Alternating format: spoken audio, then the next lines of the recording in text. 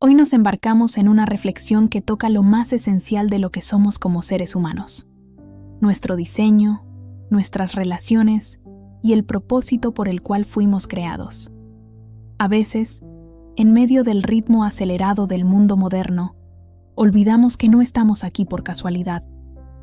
No somos el resultado de una coincidencia ni de un accidente evolutivo sin sentido.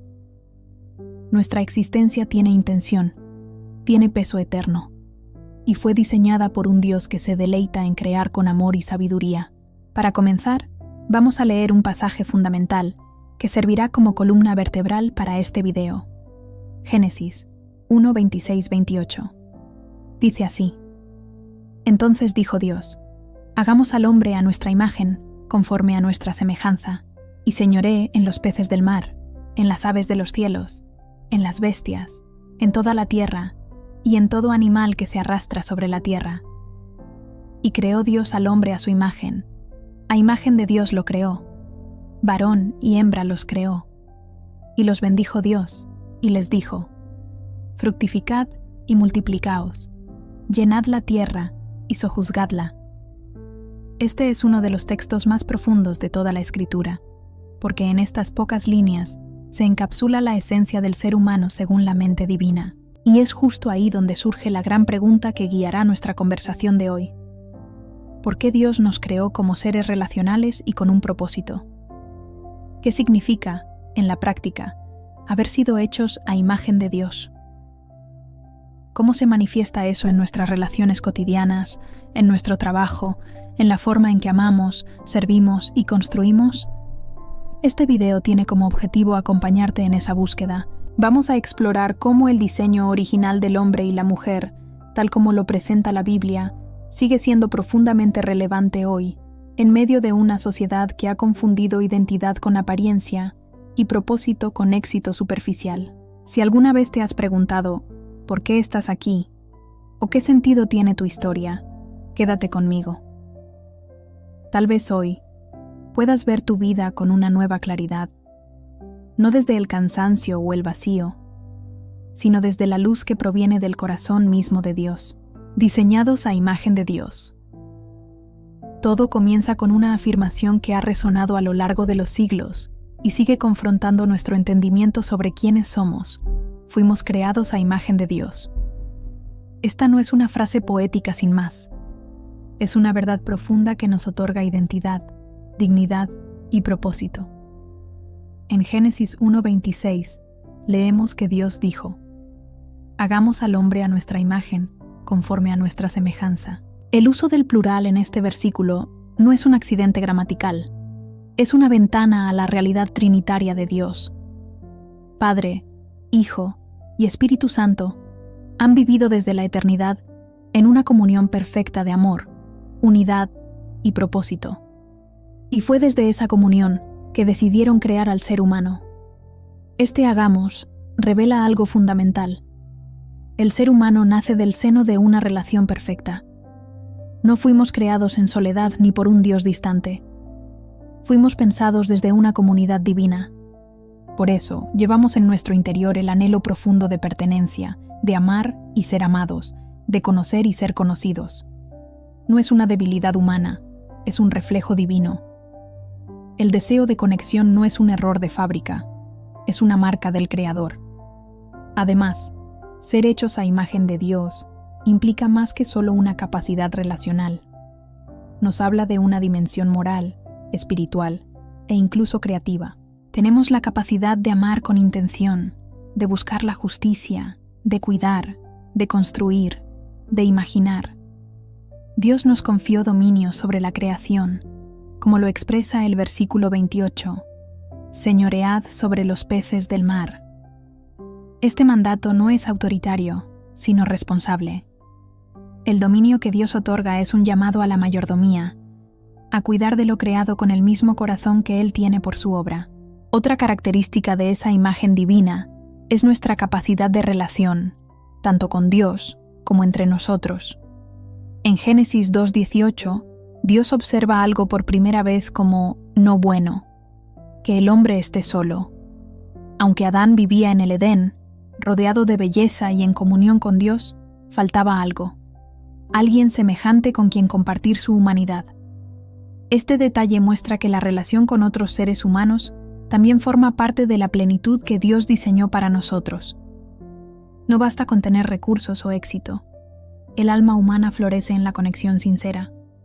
Por tanto, ser hechos a imagen de Dios no es solo una doctrina teológica, es una verdad que nos define.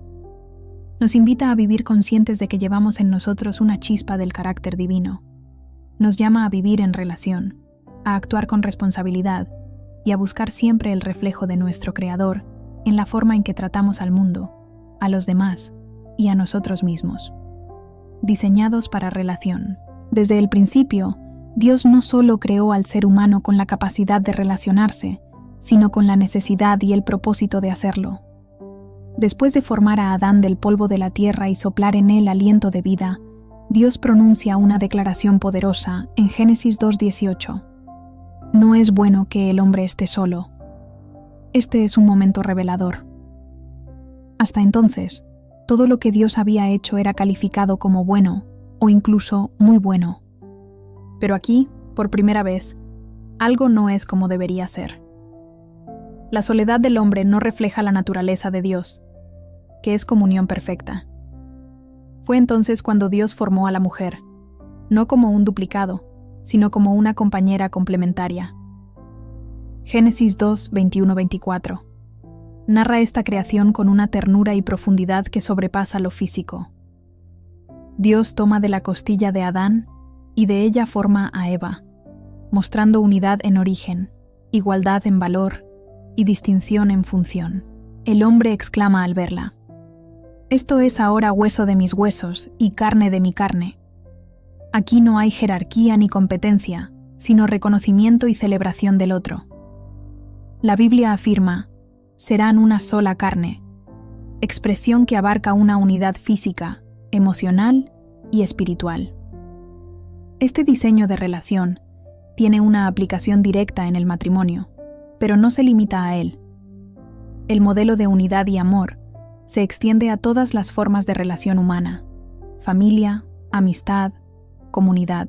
Efesios 5:31-32 nos recuerda que el matrimonio es un reflejo del misterio del amor entre Cristo y su Iglesia, una unión basada en entrega, sacrificio y fidelidad. Pero incluso fuera del contexto matrimonial, la Escritura exalta el valor de la compañía. Mejores son dos que uno, porque tienen mejor paga por su trabajo, y si alguno prevalece contra uno, dos le resistirán. Eclesiastés 4:9-12. Sin embargo, la historia no se queda en ese ideal. En Génesis 3, el pecado entra en escena y distorsiona las relaciones. El egoísmo reemplaza al amor, el orgullo a la humildad y la vergüenza a la transparencia. Vemos a Adán culpando a Eva y a Eva culpando a la serpiente. Las relaciones comienzan a fragmentarse. Pero aquí no termina todo, porque desde ese momento Dios inicia un plan de redención. A través de Cristo, las relaciones rotas pueden ser restauradas. Donde el pecado sembró separación, Jesús ofrece reconciliación. Hoy, el llamado sigue vigente. No fuimos diseñados para la autosuficiencia ni para la desconexión. Necesitamos del otro, y fuimos creados para reflejar el amor de Dios en nuestras relaciones. La amistad, la familia, la iglesia local, incluso las relaciones laborales, son campos donde podemos encarnar esa imagen divina que valora, escucha, perdona y construye. Diseñados para propósito. Desde el primer momento en que Dios crea al ser humano, le confiere no solo identidad y relación, sino también una misión. El texto de Génesis 1:28 es contundente. Fructificad y multiplicaos, llenad la tierra y sojuzgadla, y señoread. Este mandato, conocido como el mandato cultural, revela que el hombre y la mujer no fueron creados simplemente para existir, sino para actuar, para transformar, para participar activamente en la obra de Dios en el mundo. Nuestro propósito no es pasivo, es dinámico, creativo y profundamente espiritual. Dios nos llama a fructificar, es decir, a dar fruto, a multiplicarnos no solo biológicamente mediante la familia, sino también espiritualmente, intelectualmente y socialmente. Crear vida, construir comunidad, desarrollar cultura. Todo esto forma parte del diseño original. No se trata simplemente de llenar el planeta con personas, sino de poblarlo con propósito, con belleza, con justicia, con sabiduría. La familia, entonces, no es solo una estructura social útil, sino una bendición intencional, una plataforma para reflejar el amor y la fidelidad de Dios. A esto se suma el llamado a sojuzgar y señorear la tierra. Muchos han malinterpretado esta instrucción como licencia para explotar o dominar, pero en realidad apunta a una vocación de mayordomía. Génesis 2:15 lo dice claramente: «Tomó pues Jehová Dios al hombre y lo puso en el huerto de Edén para que lo labrara y lo guardase». Dios nos confió el mundo, no para destruirlo, sino para cultivarlo y protegerlo. Trabajar la tierra, desarrollar arte, administrar recursos, investigar, enseñar, sanar, servir. Todo esto forma parte de una vocación que, cuando se realiza con integridad, se convierte en adoración. Y aunque el pecado dañó la relación del ser humano con el trabajo, haciendo que éste se volviera muchas veces una carga o un medio de esclavitud, en Cristo, ese propósito es redimido. Ya no trabajamos para sobrevivir o para demostrar nuestro valor. Colosenses 3:23 nos recuerda que todo lo que hagáis, hacedlo de corazón, como para el Señor y no para los hombres. El propósito del creyente no se define por el aplauso externo ni por la cantidad de logros, sino por la fidelidad con la que sirve a Dios en lo cotidiano. Esto abre una visión totalmente nueva sobre nuestras ocupaciones diarias. Una madre que cuida con ternura, un maestro que enseña con paciencia, un agricultor que cultiva con respeto por la tierra, un joven que estudia con dedicación. Todos están cumpliendo un propósito sagrado. Nada es pequeño cuando se hace desde la obediencia y el amor. Vivir con propósito es entender que cada día tiene un sentido eterno, que fuimos diseñados no solo para recibir, sino para aportar, no solo para existir, sino para transformar. Y cuando nuestras manos se unen a la obra de Dios, incluso lo más ordinario se convierte en santo. Hemos recorrido un camino que comienza en el corazón mismo de Dios. Desde Génesis hasta nuestros días, la historia de la humanidad está marcada por un diseño que no ha cambiado. Fuimos creados a imagen de Dios, formados para la relación y llamados a un propósito eterno. No somos fragmentos sin dirección, ni almas aisladas sin sentido. Cada ser humano fue tejido con intención para reflejar en su vida el carácter de un Dios relacional, justo y creativo. Llevamos la huella divina, y eso nos llama a vivir conectados, con Dios, con otros y con el mundo que nos rodea. La imagen de Dios en nosotros nos invita a buscar relaciones que sanen, que edifiquen, que restauren. Nos impulsa a vivir con propósito, a no conformarnos con sobrevivir o simplemente ocupar espacio, sino a participar activamente en la obra redentora de Dios, allí donde estemos, en lo pequeño y en lo grande, con lo que somos y con lo que hacemos. Pero también debemos ser honestos, el pecado ha distorsionado este diseño, ha quebrado relaciones, ha robado sentido, ha oscurecido el propósito. Y aún así, la esperanza permanece. Jesús vino no solo a perdonar nuestros pecados, sino a restaurar lo que fue dañado. En Él, las relaciones pueden sanar. En Él, el propósito puede reencontrarse. En Él, lo que parecía perdido puede volver a tener sentido. No importa cuán lejos hayas caminado, cuán desconectado te sientas o cuánto te hayas desviado. Hay gracia suficiente para comenzar de nuevo. Por eso, quiero invitarte a reflexionar con sinceridad. ¿Estás viviendo según el diseño de Dios? ¿Estás buscando relaciones que reflejen su amor y un propósito que glorifique su nombre? Quizás hoy sea un buen momento para detenerte, mirar al cielo y decir: Señor, ayúdame a vivir conforme a tu diseño.